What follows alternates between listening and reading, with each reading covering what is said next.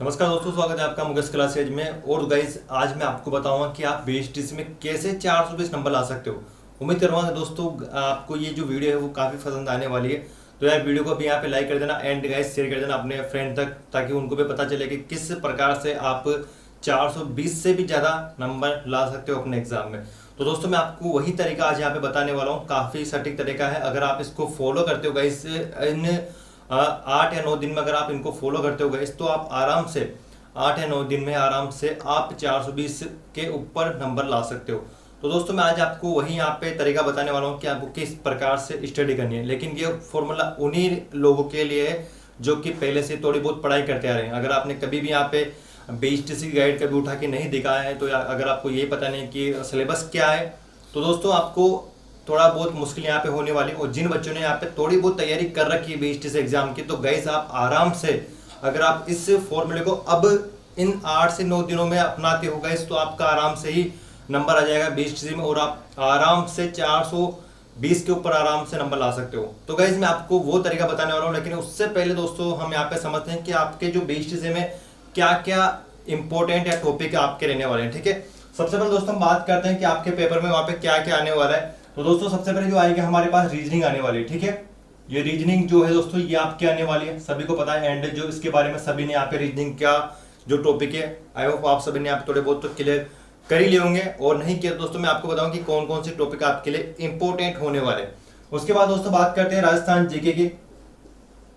तो राजस्थान जो जीके है दोस्तों ये हमारे लिए हो जाएगा। ठीक है, राजस्थान जीके हमारा एक पार्ट होता है और ये जो पार्ट है इसका भी जो क्वेश्चन है काफी सारे यहाँ पे आते हैं। उसके बाद दोस्तों हम बात करते हैं, हमारे पास आने वाला है हिंदी। ठीक है, हिंदी भी हमारे पास आएगी।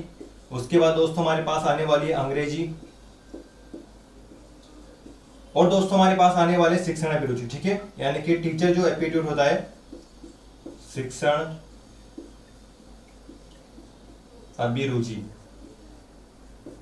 ठीक है, ये दोस्तों यहां पर क्या हो जाएगा हमारे पास,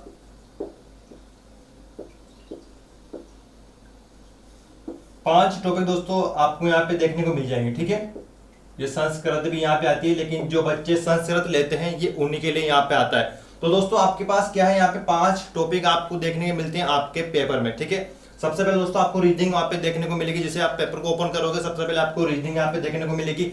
और जो रीजनिंग है दोस्तों, इसके कितने क्वेश्चन आपको यहाँ पे देखने को मिलेंगे, इसके दोस्तों आपको 50 क्वेश्चन देखने को मिलेंगे। ठीक है, 50 क्वेश्चन दोस्तों होते हैं। और एक जो हर एक क्वेश्चन होता है दोस्तों वो कितने नंबर का होता है, 3 नंबर का होता है। ठीक है, 3 नंबर का ये क्वेश्चन होता है। एक क्वेश्चन आपका 3 नंबर का आएगा। उसके बाद दोस्तों यहाँ पे राजस्थान जीके आती है, और राजस्थान जो जीके दोस्तों होती है इसके बारे में सब कुछ यहाँ पे जानते हैं। और ये इसका भी 50 क्वेश्चन हमारे पास आने वाले हैं। ठीक है, हिंदी के कितने क्वेश्चन आते हैं एग्जाम में, तो दोस्तों हिंदी के जो यहाँ पे संस्कृत के इसके दोस्तों आएंगे 30 क्वेश्चन। ठीक है, जिस बच्चे ने हिंदी ले रखा होगा वो हिंदी का यहाँ पे सोल्व करेंगे क्वेश्चन, और जिसने संस्कृत ले रखी होगी बीएचटीसी के पेपर में वो संस्कृत वाले क्वेश्चन सोल्व करेंगे। ठीक है, और जिन्होंने यहाँ पे बहुत से भरा हुआ है, जिन्होंने दोनों से ही फॉर्म भरा हो, वो दोनों में से दोनों एक को यहाँ पे चूज करना है, या तो आपको हिंदी वाला करना है या फिर आपको संस्कृत वाला करना है। जिसने भी पेपर हिंदी से भरा गया वो हिंदी से ही करेंगे, और जिसने भी यहाँ पे संस्कृत से पेपर डाला है वो संस्कृत से करेंगे। ठीक है, उसके बाद दोस्तों आपको अंग्रेजी के दोस्तों यहाँ पे 20 क्वेश्चन यहाँ पे देखने को मिल जाते हैं, और ये 20 क्वेश्चन भी काफी इंपॉर्टेंट होते हैं। सिलेक्शन जो आपका कराएगा वो हिंदी कराएगा, वो कैसे कराएगा दोस्तों मैं आपको बताऊंगा। उसके बाद यहाँ पे बात करते हैं शिक्षण अभिरुचि के। ठीक है, इसके बाद दोस्तों हमारे पास यहाँ पे इसके पे 50 क्वेश्चन आते हैं, और जो टोटल दोस्तों ये हमारे पास हो जाते हैं, ये हमारे पास 200 क्वेश्चन हो जाएंगे। ठीक है, 200 क्वेश्चन हो जाएंगे। और जो 200 क्वेश्चन दोस्तों ये 200 जो है वो कितने नंबर के होते हैं, 3-3 नंबर के होते हैं। और इस प्रकार से दोस्तों हमारा जो पेपर होता है वो कितने नंबर का होता है दोस्तों, 600 नंबर का हमारे पास पेपर होगा। ठीक है, इसमें से दोस्तों हमें करना क्या है, 600 नंबरों में से हमें कितने नंबर लाने, पास होने के लिए 420 नंबर लाने। 420 नंबर का मतलब क्या होता है पहले आप मतलब समझ लो। ठीक है, कि 420 जो नंबर है इसका मतलब क्या होता है। इसका दोस्तों मतलब ये होता है कि अगर आप 420 नंबर ले आते हो पेपर में, तो आपको अपने ही जिले में कॉलेज मिल जाएगा, काफी अच्छा कॉलेज। ठीक है, यानी कि आप अपने ही जिले में एक तो कॉलेज ले लोगे, उसके बाद आप दोस्तों काफी अच्छी टॉप यानी कि रैंक यहाँ पे हासिल कर लेते हो, क्योंकि जो 420 नंबर हैं वो काफी होते हैं ज्यादा। ठीक है, अगर आपके 400 आ रहे हैं तो भी गाइस आपका काम चल जाएगा, आप पास हो जाओगे, और आपके ही जिले में आपको कॉलेज मिलने की 100% संभावना यहाँ पे हो जाएगी। बात करते हैं दोस्तों, हम सबसे पहले बात करेंगे रीजनिंग के बारे में। ठीक है, रीजनिंग के पहले दोस्तों बात करते हैं, और आपको किस प्रकार से यहाँ पे पढ़ना है वो मैं आपको बताऊंगा। चलिए तो इसको एक बार इससे यहाँ पे इसको मिटा देते हैं और रीजनिंग के बारे में दोस्तों हम क्या करेंगे, बात करेंगे। ठीक है कि रीजनिंग में आपको क्या क्या पढ़ना है। तो देखो दोस्तों, रीजनिंग में काफी यहाँ पे टॉपिक होते हैं और टॉपिक जो है आपको किस प्रकार से यहाँ पे पढ़ना है। जैसे कि दोस्तों हमने यहाँ पे टॉपिक ले लिया घड़ी का। ठीक है, घड़ी का हमारा पास यहाँ पे दोस्तों क्या हो गया, टॉपिक हो गया। और घड़ी के टॉपिक को दोस्तों पढ़ने का जो तरीका होता है वो यही होता है कि आपको पढ़ना किस प्रकार से। ठीक है, आपको दोस्तों क्या करना है, रीजनिंग में काफी टॉपिक होते हैं, जैसे घड़ी हो गया हमारे पास, रिश्ता परीक्षण हो गया।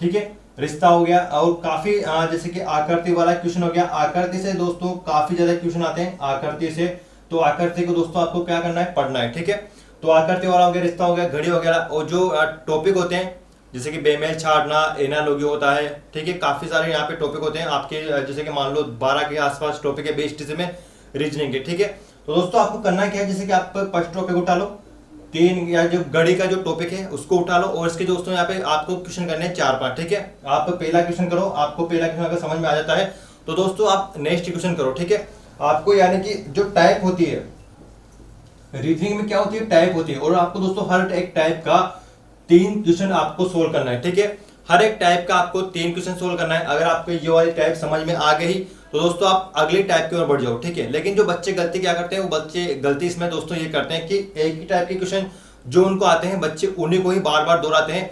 अगर आपके बेस्ट की बुक में दोस्तों अगर आपको अगर आपको जैसे कि 50 क्वेश्चन अगर आपको एक टाइप से दे रखे हैं, तो बच्चे क्या करते हैं, उन्हीं 50 क्वेश्चनों को सोल्व करने लग जाते हैं। जबकि दोस्तों आपकी सबसे बड़ी गलती यही होती है, भी आप एग्जाम बहुत नजदीक है और आपको ऐसा नहीं करना है।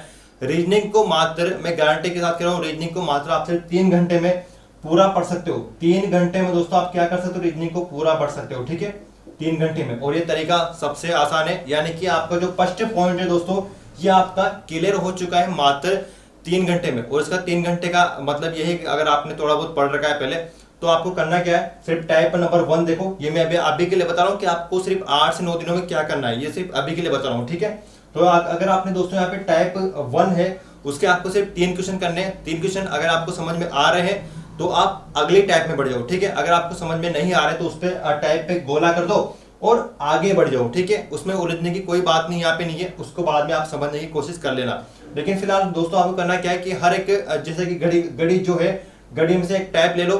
घड़ी में 3 टाइप होती है। एक तो दोस्तों जैसे कि होता क्या है, इसमें होता है एक तो कोण ज्ञात करना। ठीक है, कोण ज्ञात करना होता है और इसका सूत्र होता है। उसके बाद दोस्तों होता है कोण के बाद हमारे पास हो जाएगा एक तो समय निकालना, यानी कि जो घड़ी में समय निकालना होता है। ठीक है, समय निकालना इसमें हो जाएगा।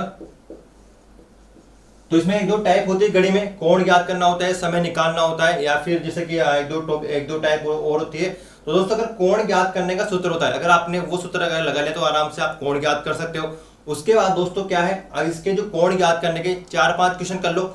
उसके बाद समय निकालना बहुत ही आसान तरीका है दोस्तों, इसको भी मैं आपको बता दूंगा कि किस प्रकार समय निकाला जाता है। और समय निकालना भी बहुत आसान है, यानी कि आपको सिर्फ 5 से 10 मिनट लगेंगे, इन क्वेश्चनों को आराम से आप समझ जाओगे। ठीक है, यानी कि इसमें 3 टाइप होती है, और 3 जो टाइप है दोस्तों वो आराम से आपका खांच के मान लो आप, यानी कि लंबे से लंबे यहाँ पे मान लो कि आपके 10 से 15 मिनट में घड़ी का जो टॉपिक है वो खत्म हो जाएगा।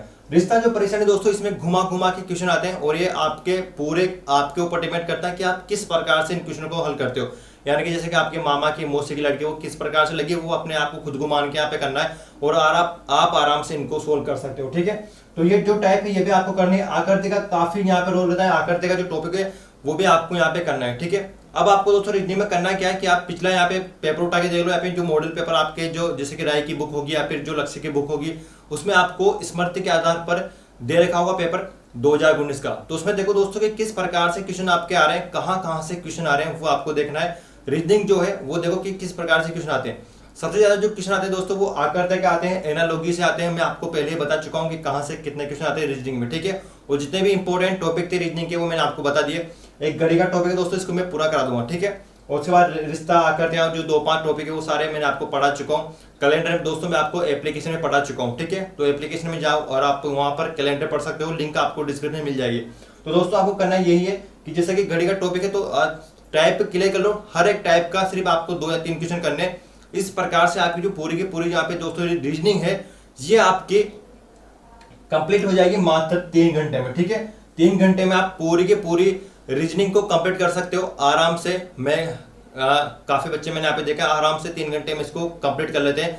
यानी कि आपने एक दिन में पूरा का पूरा रीजनिंग का जो टॉपिक है दोस्तों इसको आपने कंप्लीट कर लिया है। और आप एग्जाम में क्या कर सकते हो, ठीक है, एग्जाम में दोस्तों जो 50 क्वेश्चन आते हैं उसमें से आप न्यू मान लो कि 42 से दोस्तों 45 क्वेश्चन के आसपास आप आराम से सही कर दोगे। ये मेरा वादा है अगर आपने इस तरीके से दोस्तों यहाँ पे पढ़ा, ठीक है। एक टॉपिक को लेके नहीं बैठना है। बच्चे क्या करते हैं, जैसे कि घड़ी का टॉपिक अगर उसको आता है तो उसी को ही लेके बैठ रहते हैं, उसी को ही सोल्व करते रहते हैं। नहीं, आपको आपके पास अब इतना टाइम नहीं कि आप पूरी के पूरी रीजनिंग के पूरे जितने भी क्वेश्चन आपके गाइड में दे रखे हैं उनको आप पूरा करो। तो दोस्तों आपको सिर्फ टाइप के आधार पर क्वेश्चन करने, एक टाइप के सिर्फ आपको ये 2 या 3 क्वेश्चन कर लो आपके हिसाब से, ठीक है। जो टाइप आपको नहीं आती है वो उस पर गोला कर लो, उसका बाद में सोल्व करना, ठीक है। चलिए, तो रीजनिंग के बारे में दोस्तों मैंने आपको ये बात बताई, ये बात आपको ध्यान रखनी है। जीके की बात करते हैं, जीके में दोस्तों क्या क्या इंपॉर्टेंट है हमारे लिए। चलिए, तो जीके की बात करते हैं।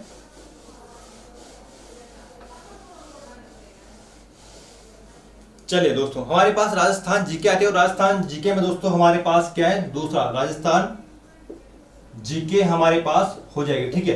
राजस्थान जीके में दोस्तों हमारे पास क्या है इंपॉर्टेंट, मैं आपको बता रहा हूं। जैसे कि इतिहास से सबसे पहले हम लेंगे इतिहास, ठीक है। इतिहास में दोस्तों हमारे पास क्या है, मेवाड़ आ जाता है। सबसे पहले मेवाड़ हमें क्या है देखने को मिल जाता है। जो मेवाड़ है ये इंपॉर्टेंट है, और जो मेवाड़ के राजा हैं वो कौन कौन से इंपॉर्टेंट ये पढ़ना है। सबसे पहले दोस्तों हमें क्या पढ़ना है, एक तो हमें पढ़ना है बप्पा रावल के बारे में, ठीक है। बप्पा रावल के बारे में क्या करना है, आपको पढ़ना है। उसके बाद दोस्तों मैं आपको बता दूं, महाराणा कुंभा जो है, महाराणा कुंभा हमारा हो जाएगा, ठीक है। महाराणा जो कुंभा है ये आपको पढ़ना है, ये इंपॉर्टेंट है। महाराणा सांगा हमारे पास हो जाएगा, ठीक है। महाराणा सांगा हो जाएगा, और जो महाराणा प्रताप है दोस्तों ये हमारे पास हो जाएगा, ठीक है। ये 3 या 4 शासक हमारे हैं मेवाड़ में, और यही इंपॉर्टेंट है। हमेशा मैं देख रहा हूं 2008 से लेकर और 2019 तक जो क्वेश्चन आ रहे हैं दोस्तों वो सिर्फ मेवाड़ में से अगर कोई क्वेश्चन आ रहा है और यहां से क्वेश्चन आएगा 100% श्योर है, यहां से क्वेश्चन आएगा और दोस्तों इन्हीं शासक में से आएगा, इसके बाहर कुछ नहीं जाएगा। मेवाड़ आपके लिए बहुत लंबा चौड़ा दे रखा है, लेकिन आपको वो नहीं पढ़ना है। मैं सिर्फ अभी आपको बता रहा हूं कि आपको 8 से 9 दिन में क्या करना है, ठीक है। तो ये शासक आपको पूरी तरह याद होनी चाहिए, हर एक लाइन आपको याद होनी चाहिए, ठीक है। उसके बाद दोस्तों हम पढ़ते हैं मेवाड़ के बाद दोस्तों हमारे पास क्या आ जाएगा, जैसे कि चौहान वंश आ जाएगा, ठीक है। चौहान वंश, अब देखो दोस्तों चौहान जो है यहाँ के सांबर के चौहान हम ले लेते हैं, यहाँ पे सांबर के चौहान। तो दोस्तों सांबर के जो चौहान है इसमें सबसे पहले हमारे पास क्या आता है, अजय राज आता है, ठीक है। अजय राज या अजयपाल, अजय राज हो जाएगा या फिर अजयपाल जो है, दोनों बात एक ही है। उसके बाद दोस्तों क्या है, अर्णव राज हमारे पास आ जाएगा, ठीक है। अर्णव राज ये क्या है, ये शासक है, और जो मैं यहाँ पे लिख रहा हूँ ये इंपॉर्टेंट शासक है जो कि आपको क्या है इतिहास में पढ़ने है। उसके बाद दोस्तों क्या बात करते हैं, पृथ्वीराज के बारे में बात करते हैं। पृथ्वीराज जो है हमारा काफी अच्छा शासक है, और इसका जो है यहां से, और ये जो 3 शासक मैंने आपको बताया दोस्तों ये इंपॉर्टेंट है, और यहां से भी क्या है क्वेश्चन आने की काफी संभावना है, ठीक है। उसके बाद दोस्तों बात करते हैं चौहानों में दोस्तों कानड़ देव आ जाएगा। कानड़ देव कहां का था, जालोर का था, ठीक है, जालोर। और जालोर का दोस्तों कौन सा शासक है, कानड़ देव, ठीक है। कानड़ देव हमारा क्या हो जाएगा दोस्तों, शासक हो जाएगा। और आपको भी क्या है इसको पढ़ना है, ये इंपॉर्टेंट है। और दोस्तों जीके में आपको इतिहास में ये पढ़ना है, ये इंपॉर्टेंट हमारे पास हो जाएगा, ठीक है। उसके बाद दोस्तों आपको क्या करना है, सभ्यता पढ़ने की। सभ्यता जो है ये इंपॉर्टेंट होती है, और सभ्यता में आपको क्या पढ़ना है, सभ्यता में दोस्तों आपको पढ़ना है कि जो सभ्यता है, सभ्यता, ठीक है, जो सभ्यता है दोस्तों ये किस नदी के किनारे पर है और कहां पर है, यानी किस जिले में है, ठीक है। आपको सभ्यता का जो टॉपिक है दोस्तों इसमें आपको क्या क्या क्या यहाँ पे पढ़ना है। एक तो आपको पढ़नी नदी कि कौन सी सभ्यता कौन सी नदी के किनारे पर है और कौन से जिले में है, बस आपका यहां से एक क्वेश्चन आएगा, इसके बाहर आपका नहीं जाएगा, ठीक है। जैसे कि दोस्तों मैं बात करता हूं घग्गर नदी के बारे में। जो जो हमारी घग्गर नदी के पास में कौन सी सभ्यता आ जाएगी दोस्तों, जो घग्गर है, ठीक है। घग्गर नदी के पास में कौन सी सभ्यता है दोस्तों, तो आपको पता है कालीबंगा सभ्यता है, ठीक है। कालीबंगा जो सभ्यता है ये कौन सी नदी के किनारे पर दोस्तों, ये घग्गर नदी के किनारे पर है। और कालीबंगा कहां पर है, ये हो जाएगी हनुमानगढ़ में, ठीक है। हनुमानगढ़ में ये हो जाएगी। इसी प्रकार से आपसे पूछा जाए जैसे कि कातली कहां पर है, कातली नदी के किनारे पर कौन सी सभ्यता है, तो गणेश सभ्यता है। उसके बाद में कई सारी जो आहड़ हमारे आ जाएगी। आहड़ कहां पर दोस्तों, उदयपुर में। ठीक है। तो इस प्रकार से सभ्यता है, उनका नदी आपको याद रखनी है और आपको जिला याद रखना है। क्लियर हो गया। इतिहास में आपको क्या क्या पढ़ना है, ये शासक इतिहास में इंपॉर्टेंट है। उसके बाद दोस्तों बात करते हैं कि मेवाड़ में क्या पढ़ना है, ठीक है। जो मेवाड़ है इसमें तो मेवाड़ में तो मारवाड़ में ज्यादा शासक नहीं है। मारवाड़ में जैसे कि मुछला मालदेव है, 2-3 शासक इंपोर्टेंट है, उनको आप पढ़ लेना, ठीक है। मारवाड़ ज्यादा बड़ा नहीं है। जैसे कि मारवाड़ में हमारे पास जोधा जाएगा, ठीक है। मारवाड़ की मैं यहाँ पे दोस्तों बात कर रहा हूँ, जोधा हमारे पास हो जाएगा, मालदेव हमारे पास आ जाएगा, मालदेव, ठीक है। मालदेव को पढ़ना है, जोधा को पढ़ लो, मालदेव को पढ़ लो, और 1-2 शासक इंपोर्टेंट जो इसको पढ़ लेना, ठीक है। उसके बाद सभ्यता हमारे होगी। इतिहास में दोस्तों हमने इतने राजाओं के बारे में यहाँ पे बात करी है और ये आपको याद होना चाहिए। इनको पढ़ो मत पढ़ो, लेकिन दोस्तों आपको मेवाड़ पढ़ना है। मेवाड़ से हमेशा एग्जाम में क्वेश्चन आता है। मेवाड़ आपके लिए दोस्तों काफी इंपॉर्टेंट है और मेवाड़ में से हमेशा क्वेश्चन आता ही आता है, ठीक है। उसके बाद दोस्तों बात करते हैं कि इस बार आपका जो एग्जाम है कौन सी यूनिवर्सिटी करा रही है। तो दोस्तों बात करते हैं एग्जाम की, कि एग्जाम जो है वो कौन करा रहा है, ठीक है। एग्जाम कौन करा रहा है, बीकानेर करा रहा है। और दोस्तों आपको जो बीकानेर जिला है, ठीक है, बीकानेर जो जिला है वो आपको पूरा पढ़ना है। जिला दर्शन जो है वो पूरा पढ़ना है। यानी कि जो बीकानेर क्या करा है दोस्तों, बीकानेर जो यूनिवर्सिटी है वो आपका एग्जाम करा रही है 2020 का, ठीक है। 2020 का एग्जाम कौन करा रही है, बीकानेर यूनिवर्सिटी करा रही है। यानी कि जो बीकानेर शिक्षा विभाग है वो आपका एग्जाम करा रहा है। तो दोस्तों आपको जो जिला है, कौन सा जिला, बीकानेर, ये आपको पढ़ना है, ठीक है। क्योंकि जो यूनिवर्सिटी यानी कि जो शिक्षा विभाग यानी कि जो जिला एग्जाम कराता है उस जिले में से एक क्वेश्चन आता है। जैसे कि मैं बात करूं दोस्तों कि 2019 की, दोस्तों मैं यहाँ पे बात करते हैं 2019 की, ठीक है। तो 2019 में एक क्वेश्चन यहाँ पे पूछा गया था कि लालगढ़ का किला कहां पर है, ठीक है, कि लालगढ़ फोर्ट कहां पर है। तो काफी बच्चे इसको गलत करके आए थे, लेकिन दोस्तों ये कहां पर है, बीकानेर में, ठीक है। लालगढ़ कहां पर है, बीकानेर में। और मैं ये बता रहा हूं आपको कि इस बार भी बीकानेर से क्वेश्चन आएगा, क्योंकि इस बार भी कौन सी जो शिक्षा विभाग है कौन सा जिला एग्जाम करा रहा है, तो दोस्तों बीकानेर एग्जाम करा रहा है। तो बीकानेर आपको पूरा पढ़ना है। जीके की मैं यहाँ पे बात कर रहा हूँ, ठीक है। तो जीके में आपको दोस्तों क्या करना है, बीकानेर पूरा पढ़ना है। जो टॉपिक मैं आपको बता रहा हूँ उनको यहाँ पे रट लो, ये हो जाएगा हमारा, ठीक है। तो दोस्तों इतिहास की दोस्तों हमने यहाँ पे क्या की है, बात की है, ठीक है। इतिहास में दोस्तों हमने इतिहास की यहाँ पे बात कर ली है। और जो यानी कि जो बीकानेर जो जिला है इसको आपको पूरा पढ़ना है। और 2020 में से भी यहाँ से क्वेश्चन आपका आने वाला है। उसके बाद में दोस्तों बात करते हैं भूगोल के बारे में, ठीक है। भूगोल जो है इसके बारे में यहाँ पे बात करते हैं। चलिए, तो भूगोल में दोस्तों क्या पढ़ना है आपको, ये देख लो। राजस्थान का परिचय दोस्तों, जैसे आप बुक खोलोगे तो सिंपल सी बात है, राजस्थान का जो परिचय कि ऊंचा, बड़ा, लंबा, कौन से कितने संभाग है, तो सब आप सभी को पता ही है, नॉर्मल सी बात है कि कितने क्या है। तो एक तो जो राजस्थान का जो भूगोल, इसमें आपको क्या पढ़ना है, परिचय पढ़ना है, ठीक है, कि राजस्थान में क्या क्या है, क्या नवीनतम है, कौन सा बड़ा है, कौन सा छोटा है, सब आपको क्या करना है, पढ़ना है, ठीक है। तो परिचय दोस्तों आपको पढ़ना है। उसके बाद बात करते हैं नदियां। नदियां दोस्तों आपकी इंपॉर्टेंट है। और नदियों में दोस्तों आपको क्या पढ़ना है, जैसे कि आपको वही पढ़ना है जैसे कि कौन सी नदी का जो उद्गम है वो कहां से होता है। ये इंपॉर्टेंट बात है कि किस नदी का जो उद्गम है वो कहां से होता है, ये आपके बीएसटीसी में यहां से पूछा जाएगा। देखो डीपली आपको नहीं पढ़ना है, क्योंकि आपका जो एग्जाम है वो उतना डीपली आपका नहीं आता है। हाँ, हालांकि एग्जाम जो है वो घुमा के, एग्जामिनर जो होता है क्या करता है, वो घुमा के क्वेश्चन पूछता है, लेकिन आपको दोस्तों घूमना नहीं है, आपको सिर्फ इनके अकॉर्डिंग चलना है, ठीक है।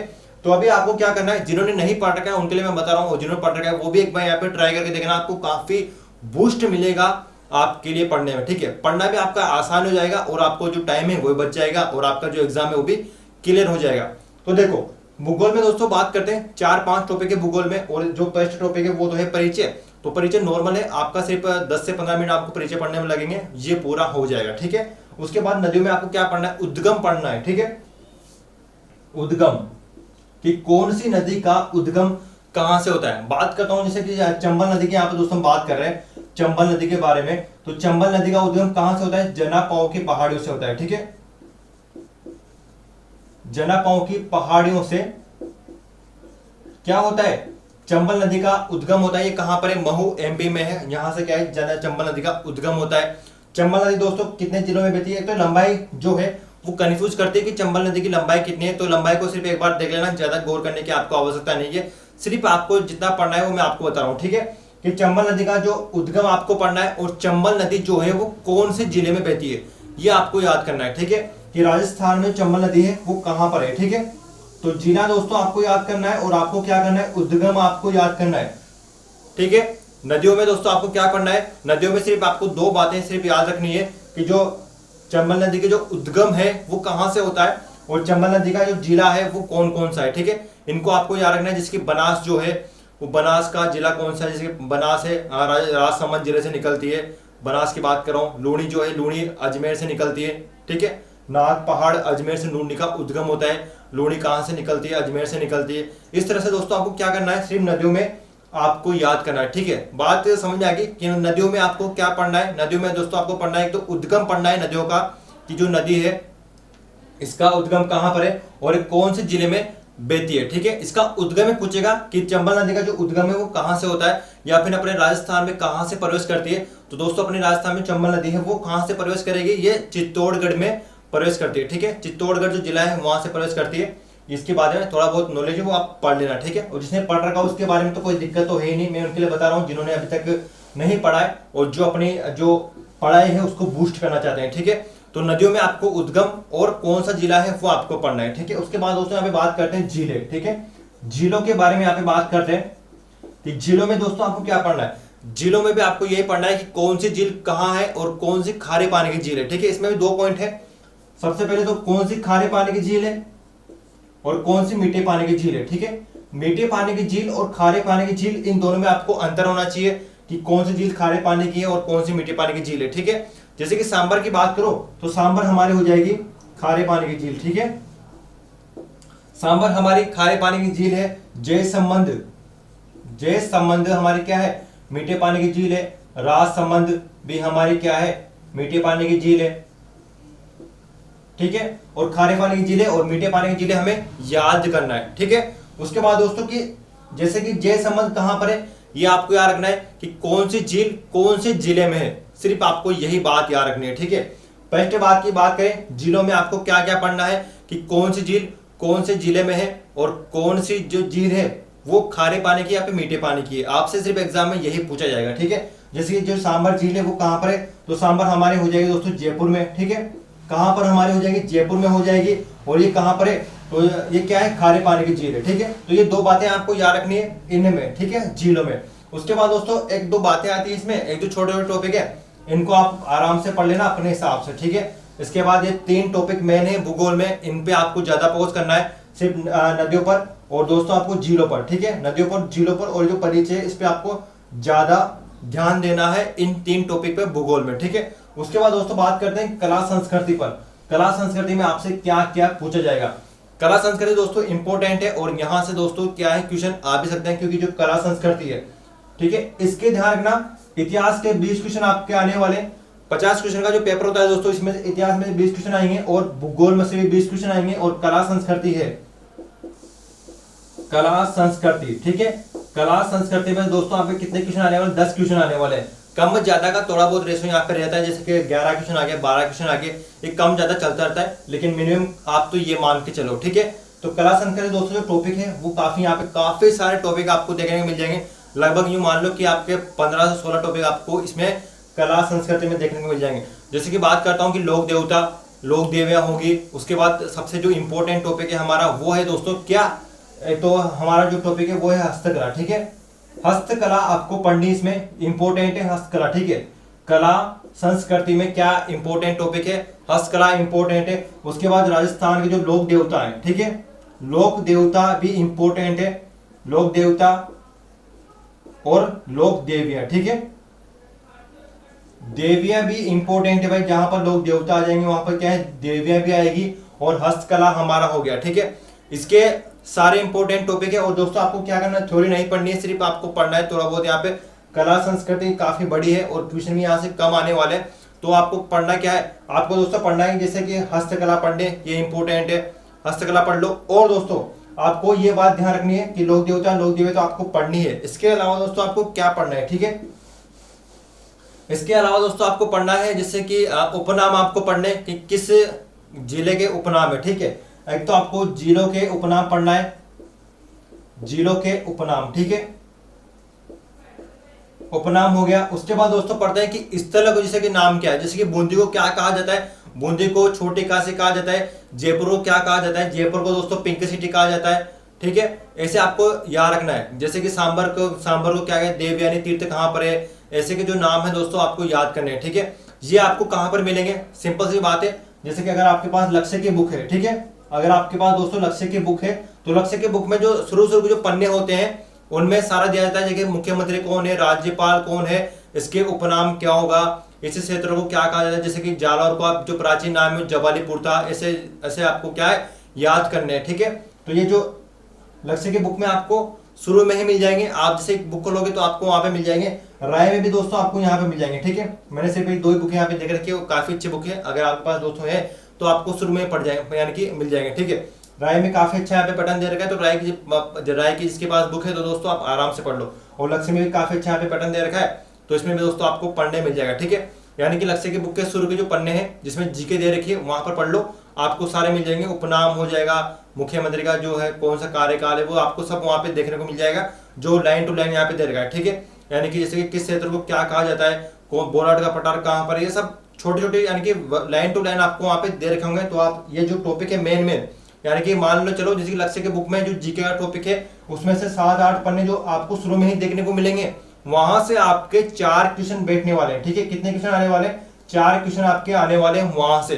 तो ये इंपॉर्टेंट है। लक्ष्य के बुक में जीके जो है दोस्तों, जीके का जो आपको मिलेगा कि उपनाम हो गया, सिर्फ समझिए कि जैसे कि बात करते हैं जो कुछ भी ले लो यार, जो मेन टॉपिक है वहां से आप उठा के देख लेना। ठीक है, आपको समझ में आ जाएगा। एक बार आप लक्ष्य के बुक में 7-8 जो जीके का जो पॉइंट है जीके वाला, उसमें तो दोस्तों आपको 7-8 जो पन्ने शुरू में देखने को मिलेंगे, समझ गए, वहां से आपके 4 क्वेश्चन पुट होने वाले हैं। और हमेशा दोस्तों यहाँ से क्या है क्वेश्चन आते हैं। उसके बाद राय में भी आपको देखने को मिल जाएगा। राय में जो है जीके का पार्ट शुरू में दे रखा है काफी अच्छा, तो उसको भी आप पढ़ लें जिसके पास राय की बुक हो। ठीक है, तो दोस्तों जो कला संस्कृति है ये आपको पढ़नी पड़ेगी, क्योंकि यहाँ से कहाँ से क्वेश्चन आते हैं कुछ पता नहीं यहाँ से चलता, क्योंकि सारे जो इंपॉर्टेंट है टॉपिक वो इंपॉर्टेंट ही है। ठीक है, और जीरो की बात करते हैं, जैसे मैंने आपको बता दिया जीरो के जो उपनाम है ये आपको याद करनी है, क्योंकि ये इंपॉर्टेंट है और हमेशा बीएसटीसी में आते हैं। ठीक है, जैसे कि दोस्तों 2018 में पूछा गया था, 2018 में दोस्तों पूछा गया था कि ब्लू शहर कौन सा है। ठीक है, यानी कि नीला शहर कौन सा है,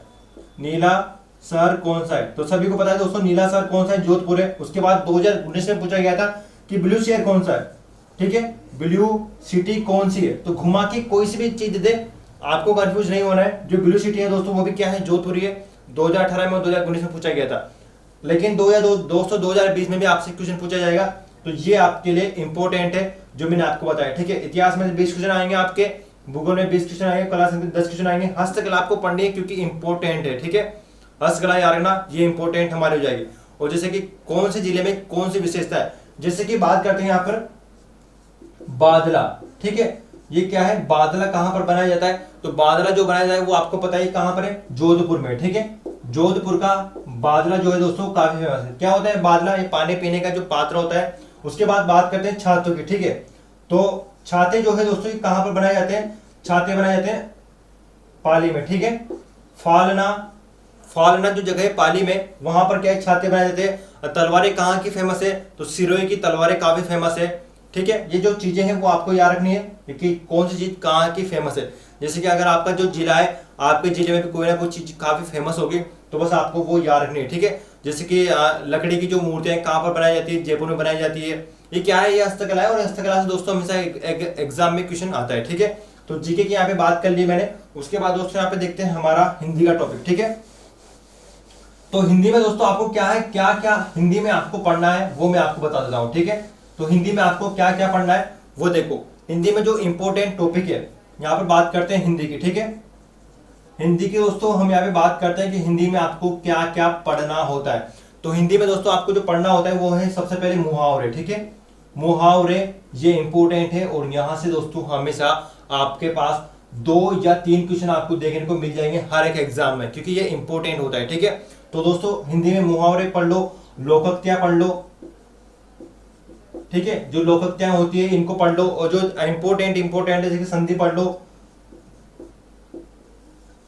ठीक है, संधि आपकी हो जाएगी। उसके बाद दोस्तों आपको पढ़ना है उपसर्ग। ठीक है, उपसर्ग एंड जो पढ़ते होते हैं ये भी काफी इंपॉर्टेंट है और आपको ये पढ़ना है, ठीक है। मैं बता रहा हूँ दोस्तों, आपको मुहावरे पढ़ने में, यहाँ से मुहावरे में से आपको 2 या 3 क्वेश्चन आने वाले हैं और आपको मुहावरे पढ़ने में दोस्तों मात्र, मान लो अच्छी बुक में अगर आप पढ़ते हो, लक्ष्य होगी, राय होगी, यहाँ से अगर आप पढ़ते हो तो दोस्तों आपको मुहावरे पढ़ने में मात्र 20 से 25 मिनट लगे, जिसमें आप पूरा का पूरा जो मुहावरा का जो टॉपिक है इसको आप आराम से पढ़ सकते हो। उसके बाद बात करते हैं लोकोक्तियां। ये भी थोड़ा सा 1-2 पन्ना होता है, तो 1-2 पन्ने को दोस्तों आप आराम से पढ़ सकते हो। यानी कि आप चाहो तो हिंदी को भी आराम से एक दिन में कंप्लीट कर सकते हो हिंदी को। अगर आप चाहो तो दोस्तों 3 घंटे में रीजनिंग को कंप्लीट कर सकते हो। और 2-3 दिन में जो मैंने आपको मेथड बताया है, अगर आप 3 दिन में आप पूरा का पूरा राजस्थान जी के कवर कर सकते हो, ठीक है। अगर आपके पास अभी इतनी डिटेल नहीं है कि आप सब कुछ पढ़ो, इम्पॉसिबल है गाइस, आप पूरी की किताब को नहीं पढ़ सकते, लेकिन जो इंपॉर्टेंट टॉपिक मैं आपको बता रहा हूँ उनको आप पढ़ लो, ठीक है। उसके बाद उपसर्ग हमारा हो जाएगा। समास बहुत ही छोटा सा टॉपिक है समास, आप हिंदी तो दोस्तों आप आराम से एक दिन में कर सकते हो, ठीक है। तो समास हमारा हो गया, और जो इंपॉर्टेंट टॉपिक है 2-4 हिंदी के, उनको पढ़ लो, आप आराम से कर सकते हो, ठीक है। इनकी ट्रिक याद कर लो, मुहावरे, लोकोक्तियां, संधि, उपसर्ग और समास, ये 5 टॉपिक हैं दोस्तों आपके, और ये 5 टॉपिक है वो इंपॉर्टेंट है, ये आपको पढ़ने, ठीक है। हिंदी का ये रोल हो जाएगा, और संस्कृत में बात वही है, संस्कृत में भी यहाँ से क्वेश्चन आते हैं, ठीक है। यहाँ से दोस्तों आपके 2 क्वेश्चन आने वाले, उपसर्ग पढ़ते समय 2-3 क्वेश्चन आपके यहाँ से आने वाले, समास में से भी आपका 1 या 2 क्वेश्चन आपको यहाँ पे देखने को मिल जाएगा। लोकोक्तियां में दोस्तों आपका 1 या 2 क्वेश्चन आपका यहाँ से आता है। यानी कि ऐसे कर दोस्तों ये 5 टॉपिक में से दोस्तों आपके कितने हैं, 15 से प्लस क्वेश्चन आपके आराम से हो जाएंगे, ठीक है। 15 से 20 क्वेश्चन आपके यहाँ से आते हैं, 15 से 20 क्वेश्चन आपके आराम से इन 5 टॉपिक में से आने वाले हैं हिंदी के। तो सबसे पहले अगर आपने नहीं किया है तो इन टॉपिक पे दोस्तों आपको ध्यान देना है। सबसे ज्यादा जो टॉपिक है दोस्तों इंपॉर्टेंट, बच्चे क्या करते हैं, संधि को करते हैं सबसे पहले, लेकिन दोस्तों संधि के अलावा आप मुहावरे, लोकोक्तियां, उपसर्ग और समास को इसको ज्यादा पढ़ो, क्योंकि ये जो है आपका क्वेश्चन गलत नहीं होने देगा। संधि जो है वो गलत हो जाती है बच्चों की, क्योंकि संधि काफी लंबी चौड़ी है, और जो संधि है आपके बुकों में काफी शॉर्ट दी रहती है और एग्जाम में थोड़ी हाई लेवल की आती है। तो संधि को जो है नॉर्मल पढ़ लो, आपको आराम से जाएगा, ठीक है। तो संधि भी इतनी हार्ड नहीं है, इसके बारे में हम बाद में चर्चा करेंगे काफी, ठीक है। संधि को भी मैं आराम बतलाऊंगा, लेकिन दोस्तों जो 5-6 टॉपिक हैं इनको आप आराम से कर लो, ठीक है। और आपको जो 1-2 टॉपिक आपको आते हो हिंदी में तो कोई दिक्कत है नहीं, लेकिन आप इनको तो पूरा कर लो, ये इंपॉर्टेंट है, ठीक है। तो दोस्तों हिंदी का भी हमारा हो गया। इंग्लिश में आपको करना क्या है वो मैं आपको बताता हूँ, ठीक है, कि आपको दोस्तों करना क्या है इसमें। चलिए, तो ये हमारा हो गया हिंदी का। हिंदी में भी दोस्तों आपके क्या है, 30 क्वेश्चन आने वाले हैं, और 15 से 20 क्वेश्चन सिर्फ इन 5 टॉपिक में से आपका बैठ जाएगा, ठीक है। तो यहाँ से 50 क्वेश्चन आएंगे दोस्तों आपके, और यहाँ से 30 क्वेश्चन आएंगे। बात करते हैं दोस्तों हम इंग्लिश की, ठीक है, यानी कि अंग्रेजी की दोस्तों क्या करते हैं, बात करते हैं अंग्रेजी की। और अंग्रेजी के दोस्तों जो आपके आने वाले 20 क्वेश्चन आने वाले हैं, ठीक है। मैं बात करूंगा उन बच्चों के लिए जिनको अंग्रेजी नहीं आती है, क्लियर है, उन बच्चों के बारे में यहाँ पे बात करेंगे जिनको अंग्रेजी 0 है, कुछ भी नहीं आती है। तो दोस्तों आपको करना क्या है, सबसे पहले बात करते हैं उनका जिनको अंग्रेजी आती है। तो देखो भाई, अगर आपको अंग्रेजी आती है तो कोई दिक्कत है ही नहीं, क्योंकि आपने 10वीं 11वीं यानी कि 11वीं 12वीं में अंग्रेजी पढ़ रखी है, तो कोई दिक्कत है नहीं। लेकिन जो बच्चे हैं जिनको अंग्रेजी नहीं आती, तो दोस्तों आपको अंग्रेजी में जोर डालने की कोई कतई आवश्यकता यहाँ पे नहीं है। आपको करना क्या है, ट्रिक है, आजमा सकते हो, ठीक है। और जब रिजल्ट आएगा तब भी आप एक बार देख लेना कि ये ट्रिक सही थी या फिर गलत थी मेरी, ठीक है। मैं हमेशा बच्चों को बोलता हूँ, और हमेशा बच्चे इसी ट्रिक को यहाँ पे अपनाते हैं, और काफी बच्चे जिनको अंग्रेजी नहीं आती है वो पढ़ने वाले बच्चों से भी ज्यादा नंबर लेके आ सकते हैं। कौन सी ट्रिक दोस्तों है, देखो ABCD यहाँ पे आपको श्रृंखला दी जाती है, ठीक है। 20 क्वेश्चन दोस्तों आपको करने हैं, और ABCD आपको श्रृंखला दी जाती है, ठीक है। जैसे कि मान लो ये क्वेश्चन हो गया हमारा ABCD, ठीक है, ABCD। इस प्रकार से हमारा क्या होता है, क्वेश्चन होता है, और हमें क्या करना है दोस्तों, एक, चलिए इस प्रकार से हमारे वहां पर क्या होता है दोस्तों, हमारे पास ओमार शीट हमें दी जाती है, और ओमार शीट में क्या करते हैं, हम क्वेश्चन को पढ़ते हैं। अगर आपको क्वेश्चन नहीं आता है तो अपने मन से आप करते क्या हो कि मैंने बी पे गोला लगा दिया, ठीक है। दूसरा क्वेश्चन आपने देखा और आपको समझ में नहीं आया, और आपने सोचा कि यार ये वाला अच्छा लग रहा है, तो ठीक है, बी पे आपने क्या किया, गोला लगा दिया। तीसरा क्वेश्चन दोस्तों आपने पढ़ा और आपको नहीं आ रहा है, तो आप सोचेंगे कि यार मैं ठीक है ए वाला भर देता हूँ, ये मेरे को अच्छा लगा, ये भर दिया। और आपने चौथा क्वेश्चन पढ़ा, अगर आपको समझ में नहीं आया तो आप लगा दोगे कि यार डी मैंने भर दिया, ठीक है, तो डी मैंने भर दिया। तो दोस्तों अगर आप इस क्वेश्चन से, इस प्रकार से, जिनको अंग्रेजी नहीं आती है, अगर आप इस प्रकार से दोस्तों करते हो पेपर को, तो आपके कितने क्वेश्चन सही निकलेंगे? मात्र 4 से 5 क्वेश्चन आपके सही निकलने वाले, बस इतने क्वेश्चन सही निकलेंगे। आप तुक्के लगाओगे, माइनस मार्किंग तो है ही नहीं, तो आप तुक्के लगाओगे इंग्लिश में, और आपके तुक्कों में कितने क्वेश्चन यहाँ पे सही निकलेंगे दोस्तों? ये आपके सही निकलने वाले हैं मात्र 4 से 5 क्वेश्चन। लेकिन दोस्तों अगर आप करते क्या हो, आप एक ही सीरीज को भरते हो, यानी कि इंग्लिश में आप एक ही सीरीज को अगर भरते हो, जिनको इंग्लिश नहीं आती है, जिनको आ रहा है तो ठीक है, लेकिन जिनको नहीं आ रहा है क्वेश्चन, तो आपको जो दोस्तों एक ही सीरीज बननी है, वो कौन सी सीरीज है? आपको सी वाली बननी है, ठीक है। यानी कि 20 क्वेश्चन अगर आपको अंग्रेजी नहीं आ रही है तो 20 क्वेश्चन में दोस्तों आपको करना क्या है? सी बनना है। और मैं आज दिन तक एग्जाम को अपनाते आ रहा हूं, इसमें जो सबसे ज्यादा जो क्वेश्चन आते हैं इंग्लिश में वो सी वाले होते हैं। यानी कि अगर आपको करना क्या है, आपको सिर्फ सी पे करना क्या है दोस्तों? सी पे आपको टिक करना है। यानी कि जो 20 क्वेश्चन है अगर आपको नहीं आ रहे हो तो करो क्या? सिर्फ सी, यानी कि 20 क्वेश्चनों में आपको सी भर दो। और दोस्तों गारंटी के साथ मैं कह रहा हूं कि आपके 12 से ज्यादा क्वेश्चन आपके सही निकल जाएंगे। 12 से ज्यादा बिना पढ़े आपके 12 से ज्यादा क्वेश्चन सही निकल जाएंगे। और जो बच्चे पढ़ते हैं उनके भी दोस्तों यहाँ पे मान लो कितने 15 या 16 क्वेश्चन वो सही कर देंगे बस। तो पढ़ने वालों में और बिना पढ़ने वालों में अंतर क्या रहा? बस यहाँ पर अंतर रहा, ठीक है।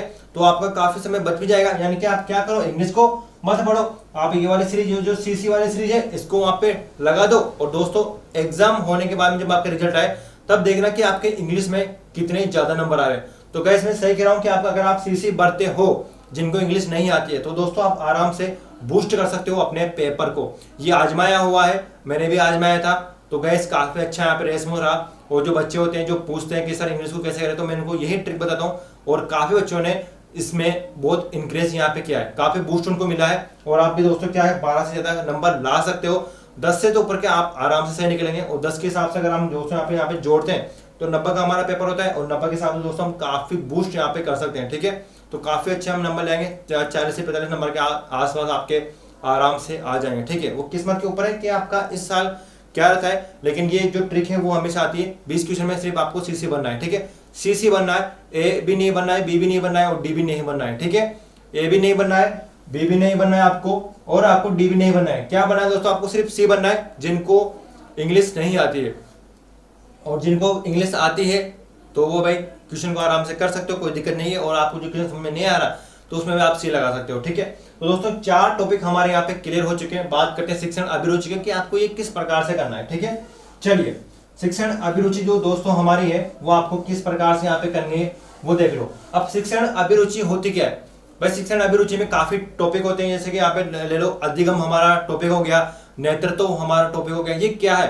ये दोस्तों क्या है? जैसे नेतृत्व करना, अगर आप क्लास के मॉनिटर हो या क्लास के आप टीचर हो तो आप बच्चों के प्रति किस प्रकार से उसको क्लास को संतुलित यहाँ पे करोगे। या अधिगम का मतलब होता है बच्चों को सिखाना, कि आप किस तरीके से बच्चों को सिखाते हो, ठीक है। अधिगम ये चीज बच्चों आपको समझ में नहीं आएगी, ये चीजें किस लेवल की है, ये रेट लेवल की है। जब आप रेट का एग्जाम दोगे या फिर आप सेकंड ग्रेड का एग्जाम दोगे तब आपकी ये चीजें समझ में आएगी, ठीक है। तो बात करते हैं दोस्तों 5वां टॉपिक हमारा हो गया। और 5वां जो टॉपिक है हमारा वो कौन सा है? शिक्षण अभिरुचि, ठीक है। तो शिक्षण अभिरुचि हमारा टॉपिक हो जाएगा। अब दोस्तों काफी बच्चे ये बोलते हैं कि सर आपने शिक्षण अभिरुचि नहीं पढ़ाई।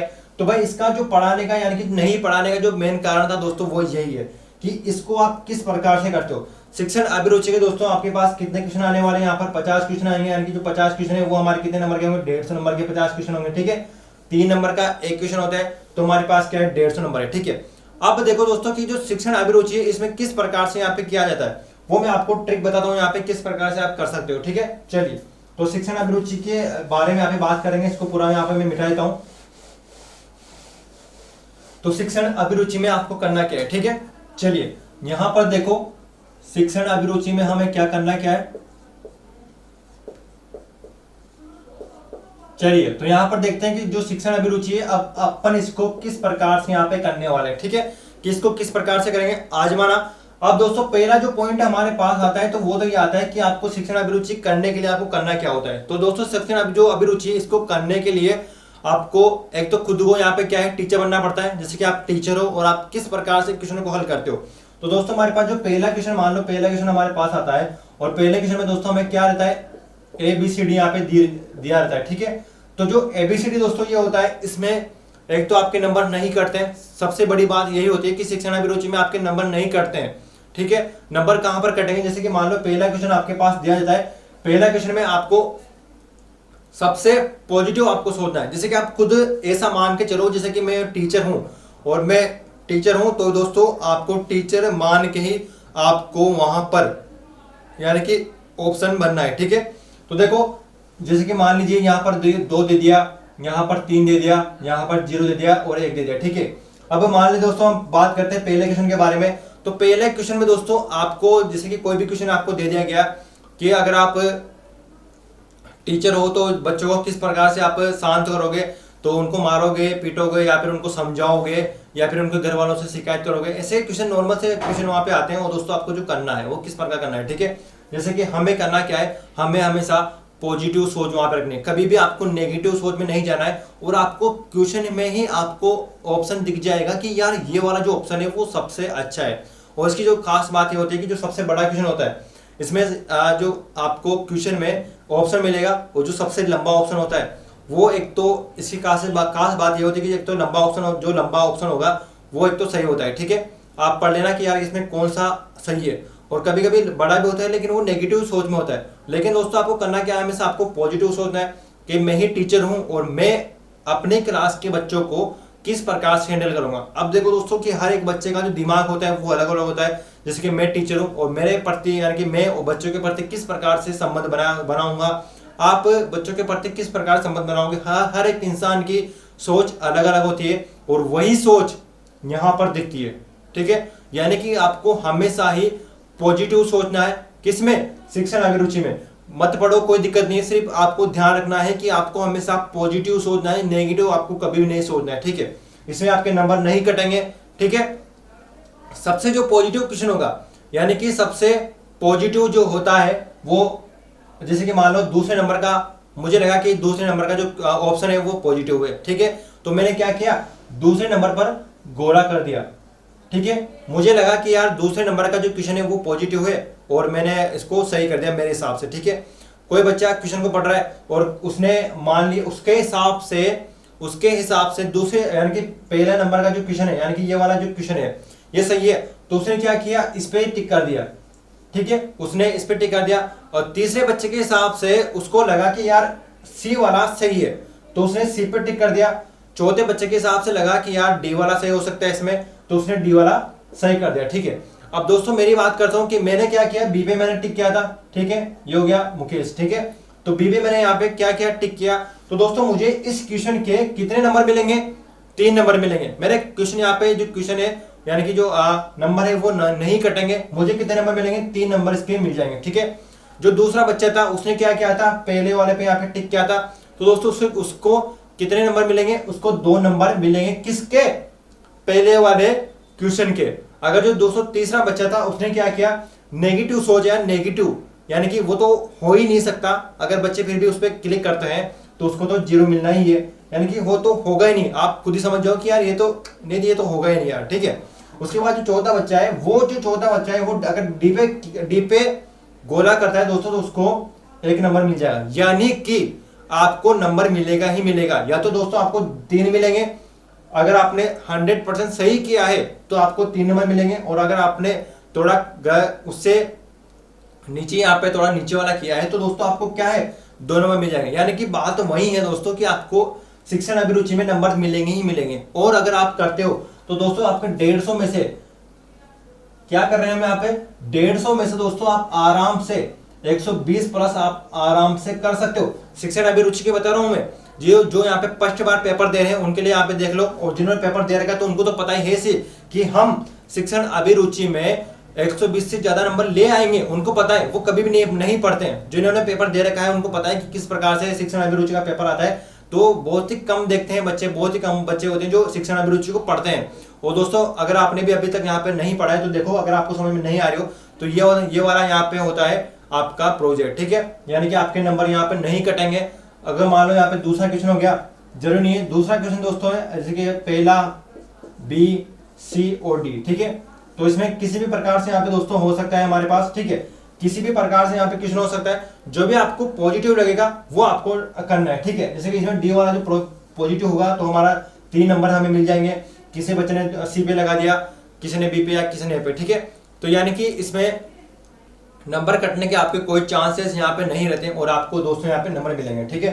ये क्या था दोस्तों, आप BSTC का पैटर्न है जो कि मैंने आपको एक तरह से यहाँ पे समझाया और आप शिक्षण अभिरुचि को कर सकते हो। ठीक है, फर्स्ट बात जो आपको ध्यान में रखनी है कि आपको हमेशा पॉजिटिव सोच में लेना है। ठीक है, पॉजिटिव आपको लेना है शिक्षण अभिरुचि में कि मैं ही टीचर हूं यहाँ पे, और खुद को टीचर मानते हुए दोस्तों आपको करना क्या है, आपको ये वाला जो शिक्षण अभिरुचि का है वो आपको करना है। ठीक है, अब आपको मैंने ऐसे सब आपको बता दिया, अब आपको पेपर में सबसे पहले कौन सा पेपर करना है वो मैं आपको बताऊंगा। ठीक है, चलिए तो कुछ जो बातें हैं जो कि आपको पेपर के टाइम में ध्यान रखनी है वो देख लो।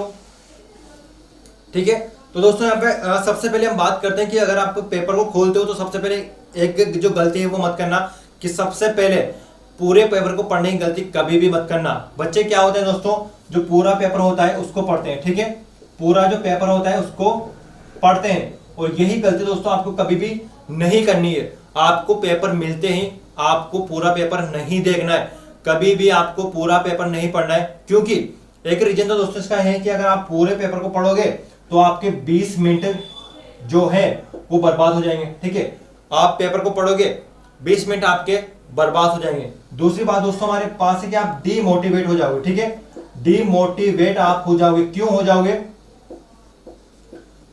इसका होने का कारण क्या है, डीमोटिवेट क्यों हो जाओगे, अगर आपका ऐसे क्वेश्चन में अगर आपका ध्यान पड़ गया जो कि आपको नहीं आता, तो उस क्वेश्चन की वजह से दोस्तों आप काफी क्वेश्चन को भी आते हुए गलत कर दोगे। और अगर आपको दोस्तों क्वेश्चन आ रहा है तो हमेशा आपको ध्यान में रखना है कि आपको हमेशा आराम से ओएमआर शीट बननी है। ओएमआर शीट किस प्रकार से भरेंगे आप, वो भी मैं आपको भी बताऊंगा। ठीक है, तो पहले बात यहाँ पे बात करते हैं कि पूरा पेपर आपको कभी भी यहाँ पे नहीं पढ़ना है और आपको 20 मिनट पढ़ने में लग जाएगा अगर आप पूरा पेपर पढ़ोगे। और दूसरी बात है कि डीमोटिवेट आप हो जाओगे। ठीक है, तो ये गलती आपको नहीं करनी है। उसके बाद दोस्तों बात करते हैं रीजनिंग के बारे में। ठीक है, तो रीजनिंग की जो बात है, सबसे पहले आपको करना क्या है, पेपर में आपको करना क्या है, पेपर में दोस्तों आपको सबसे पहले कौन से टॉपिक करना है, रीजनिंग को करना है। ठीक है, रीजनिंग को आपको करना है।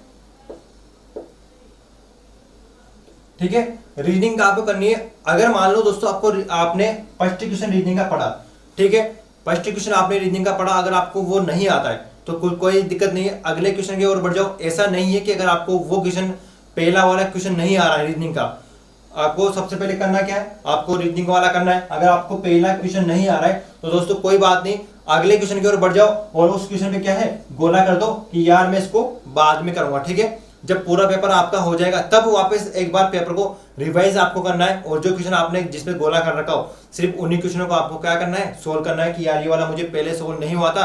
तो मैं आपको ट्राई करता हूँ गाइस 100% आपको वो वाला क्वेश्चन आ जाएगा, क्योंकि आपका जो माइंड है वो वापस क्या है रिवर्स हो जाएगा, और आपको जो आपने जो चीजें पढ़ी होंगी वो वापस बूस्ट होती है। इस कारण से अगर आपने पहले क्वेश्चन में अगर आपने टाइम बर्बाद कर दिया तो गाइस आपका जो टाइम है वो काफी कम हो जाएगा। ठीक है, मैं मान के चल रहा हूं कि आपके दोस्तों यानी कि जो आपके 3 घंटे का जो पेपर होगा उसमें से आपके 1.5 घंटे का जो है वो आपको रीजनिंग में ही लगने वाला है, क्योंकि जो रीजनिंग होती है ये काफी बड़ी होती है और उसमें काफी टाइम लगता है। तो 3 घंटे के पेपर में दोस्तों आपको करना क्या है, 1.5 घंटा आपका सिर्फ ये रीजनिंग खा जाएगी। उसके बाद बात करते हैं कि उसके बाद जो आपको पैटर्न यानी कि नेक्स्ट जो पैटर्न मिलेगा वो मिलेगा जीके का। तो जीके तो दोस्तों आप पढ़ रहे हो तभी आपको आएगा, उसके बाद आप जीके तो आराम से कर सकते हो। जीके तो बस आपको पढ़ना है और टिक करना है, बस पढ़ना है टिक करना है, तो आप जीके को तो मात्र 10 से 15 सेकंड में आप आराम से जीके कर सकते हो। ठीक है, हिंदी का पैटर्न में आपको बता दिया। उसके बाद सब थ्योरी है और थ्योरी को आप आराम से 1.5 घंटे में पूरा कर लेगो, और 1.5 घंटे थोड़ा बहुत इसको देना, और इसमें ये लक्ष्य रखना कि यार इसमें कम से कम गलती हमारे हो, क्योंकि रीजनिंग में काफी घुमाता है और ध्यान रखना हर एक चीज का। ठीक है, तो सबसे पहले आपको रीजनिंग करनी है। कोई क्वेश्चन नहीं आता तो डिप्रेशन में जाने की कोई आवश्यकता नहीं है, आपको आराम से क्या है पेपर करना है। ठीक है, उसके बाद में हिंदी का करना है आपको, उसके बाद जीके का करना है। जीके के बाद आप हिंदी कर लो, उसके बाद शिक्षण अभिरुचि कर लो जो भी आपको है, और जो इंग्लिश का है वो तो मैंने आपको पैटर्न बता दिया, जिसको नहीं आता वो सी बर के जाना, आपका आराम से सही हो जाएगा। ठीक है, बूस्ट बता रहा हूं मैं आपको कि किस प्रकार से दोस्तों आपको बूस्ट करना है पेपर में। क्लियर हो गया, चलिए तो दोस्तों ये था हमारा क्या है पेपर का पैटर्न है यहाँ पर, और आपको किस प्रकार से करना है मैंने आपको बता दिया। और सबसे पहले बात है कि जो पेपर का दिन है थोड़ा रिलैक्स करना, ऐसा नहीं है जो बच्चे गलती करते हैं। ठीक है, ऐसा कभी मत करना कि आपका जो 30 तारीख को दोस्तों आपका जो पेपर है, 30 तारीख को जो आपका पेपर है, तो 30 तारीख को पढ़ने की गलती मत करना, क्योंकि अगर आप पढ़ोगे तो आपको सब कुछ नया लगेगा और आप भूल जाओगे बहुत सारी चीजें। ठीक है, तो 30 तारीख को आपको बुक जो है वो उठा के नहीं देखनी है, जो बुक है आपको उठा के नहीं देखनी है 30 तारीख को आपको 2 बजे आपका पेपर होगा। ठीक है, 2 बजे आपका 30 तारीख को पेपर होगा, 2 से 5 का टाइम रहता है, तो 2 बजे से आपका पेपर होगा। लेकिन आपको क्या करना है, बुक उठा के नहीं देखनी 30 तारीख को। आपको डर तो लगेगा ही कि यार मुझे कुछ भी याद नहीं है, मुझे कुछ भी याद नहीं है और मैं पेपर में क्या करूँगा। लेकिन गाइस मैं आपको बता रहा हूँ कि आप जब 23 तारीख को नहीं पढ़ोगे और आप जब पेपर देने बैठोगे, तो जब आप पेपर को खोलोगे तो आपको पूरी की पूरी चीज़ें पढ़ी हुई लगेगी। ये आजमाया हुआ, क्योंकि मैंने भी काफ़ी पेपर दे रखे हैं और मैं यही करता हूँ कि 30 तारीख को आपको नहीं पढ़ना है, ठीक है। 30 तारीख को सुबह उठो, आराम से रिलैक्स हो जाओ, आराम से नहा धो के बढ़िया भगवान की पूजा कर रखे आराम से आपको जाना है पेपर देना है। और जो सावधानी आपको बरतनी है कि कभी भी ये मत कर देना कि मेरा पेपर 2 बजे तो मैं 1 बजे घर से निकल जाऊंगा, नहीं। आपको पहले ही दोस्तों क्या करना है, 1 घंटे पहले आपको सेंटर पे पहुंचना है, ठीक है। 1 घंटे पहले आपको सेंटर पे पहुंचना है। ये जो बातें मैं आपको एक बार जब 29 तारीख को वीडियो बना के मैं आपको बता दूंगा कि किस प्रकार से रहता है, ठीक है। बात करते हैं डेट की, जो कि काफी बच्चे यहाँ पे कमेंट कर रहे थे कि सर एग्जाम 30 को ही होगा। तो दोस्तों मैं उनको बता दूं कि हाँ, नोटिफिकेशन आ चुका है कल भी, यानी कि 22 तारीख को नोटिफिकेशन जारी हुआ था, यानी कि सॉरी 21 तारीख को नोटिफिकेशन जारी हुआ था। और दोस्तों उसमें यह बताया गया था कि आपका जो एग्जाम है वो होगा ऐसे। अगर मान लो आपका बेसिक एग्जाम 30 को नहीं होता तो स्कूलों में तैयारी नहीं होती। स्कूलों में जो हमारे पास यहाँ पर स्कूल है उसमें भी तैयारियां हो रही है, उसमें भी जो आपका टेबल वगैरह है उनको जमाया जा रहा है, स्कूलों की साफ सफाई चालू हो रही है। क्यों? क्योंकि आपका एग्जाम 30 को ही है। काफी बच्चे ये सोच रहे हैं कि यार सर पेपर पीटीटी का पेपर क्यों आगे बढ़ रहा है। तो दोस्तों इसका मेन कारण क्या है समझना, इसका जो पीटीटी का जो पेपर है वो आगे क्यों जा रहा है, इसका भी कारण ये है, ठीक है। बात करते हैं बीएसटीसी के पेपर के बारे में। पीटीटी का जो एग्जाम है वो आगे क्यों जा रहा है, तो इससे पहले समझो। तो दोस्तों पीटीटी का जो पेपर है, पीटीटी की यहाँ पे हम बात करते हैं, ठीक है। पीटीटी का जो दोस्तों यहाँ पे जो एग्जाम देते हैं बच्चे, वो कौन से देते हैं, जिन्होंने बीए कर रखी है, ठीक है। जिन्होंने बीए फाइनल ईयर कर रखी है, जिन्होंने बीए जो फाइनल ईयर है दोस्तों ये कर रखी है, जो क्या करते हैं वो पेपर देते हैं किसका, पीटीटी का। क्लियर हो गया। अब दोस्तों इस बार हुआ कि कोरोना के चलते हुए पेपर तो हुआ ही नहीं फाइनल ईयर का। अब जब पेपर फाइनल का हुआ ही नहीं दोस्तों, तो पीटीटी में लेंगे किसको। तो यही दोस्तों एक मेन कारण है इसका कि जब बीए का जो फाइनल का पेपर हुआ ही नहीं, तो दोस्तों पीटीटी में कॉलेज किसको देंगे। अगर मान लो उन्होंने कॉलेज दे दिया बच्चों को, अभी उन्होंने क्या किया, अभी उन्होंने एग्जाम करवा दिया, ठीक है। उन्होंने अगर अभी एग्जाम करवा दिया और बच्चों को उन्होंने कॉलेज दे दिया, और मान लो जब बीए का फाइनल का पेपर होगा और वो बच्चा फेल हो गया और जिसको कॉलेज मिल चुका है, तो फिर वो बच्चा क्या करेगा। तो ये थोड़ी यहाँ पे गड़बड़ी चल रही है। जैसे यहाँ पे दोस्तों बीए फाइनल जो एग्जाम है वो होते हैं, उसके बाद आपका जो एग्जाम है हो जाएगा। अभी तो दोस्तों जो फिलहाल यहाँ पे डेट दे रखी है वो दे रखी है 6 तारीख, यानी कि 6 तारीख इसकी जो डेट है वो दे रखी है, ठीक है। इसका एग्जाम तो कंफर्म हो चुका है कि 6 तारीख को एग्जाम करवाया जाएगा और 2 पारियों में कराया जाएगा, ठीक है। तो सुबह की पारी और शाम की पारी पीटीटी का एग्जाम होगा 100%, और बीएसटी का एग्जाम दोस्तों आपका 30 को भी आपका एग्जाम होगा, ठीक है। उसके बाद यहाँ पे बात करते हैं कि बीएसटीसी के बारे में। तो बीएसटीसी का जो पेपर है वो पोस्टपोन्ड, ठीक है। जो बीएसटीसी का जो पेपर है वो पोस्टपोन्ड क्यों नहीं हुआ, क्योंकि इसका जो पेपर है वो कौन से बच्चे थे, 12 के बच्चे, ठीक है। जो 12 के जो बच्चे होते हैं, यानी जो 12 पास आउट है वो बच्चे बीएसटीसी का एग्जाम देते हैं। और आपको पता है सभी को कि 12 के पेपर हो चुके हैं, सब बच्चे इसी इंतजार में है दोस्तों कि कब पेपर होगा। तो ये कंफर्म तो हो चुका है कि आपको जो एग्जाम है वो 30 अगस्त को होगा, ठीक है। उसके बाद जो पीटीटी का वो 6 तारीख को इसका एग्जाम होने वाला है, जो आ चुकी है, ठीक है। और आप अपडेट रहा करो, हमारे जो यूट्यूब की जो कम्युनिटी टैब है वहाँ पर हम सबको डाल देते हैं कि कौन सा एग्जाम क्या चल रहा है, तो वहाँ पे भी आप देखते रहा करो, ठीक है। हमारा यूट्यूब का जो कम्युनिटी टैब होता है उसमें जाके देख लिया करो। तो गाइस ये बातें मैंने आपको बताई है। इसके बाद हम बात करेंगे और जो 1-2 टॉपिक है रीजनिंग को मैं आपको समझा दूंगा कि आपको किस तरह से बात करते रहे। और डेली हम यहाँ पे आते रहेंगे 10 बजे, मैं आपको आते यहाँ पे रोज आऊँगा और आपको कुछ ना कुछ इंपॉर्टेंट बातें हैं वो आपको बता दूंगा, ठीक है। उम्मीद करता हूँ दोस्तों आपको जो सब कुछ ये बातें हैं ये आपको काफ़ी अच्छी लगी होगी। तो यार वीडियो को लाइक कर देना, शेयर करना अपने फ्रेंड तक जो कि बीएसटी एग्जाम कर रहे हैं या फिर जो पीटीटी का एग्जाम कर रहे हो, तो ये बातें शेयर करो। कुछ बातें हैं जो मैं आपको डेली आके बताता रहूँगा, ठीक है। तो मिलते हैं कल, बाय बाय, सी यू।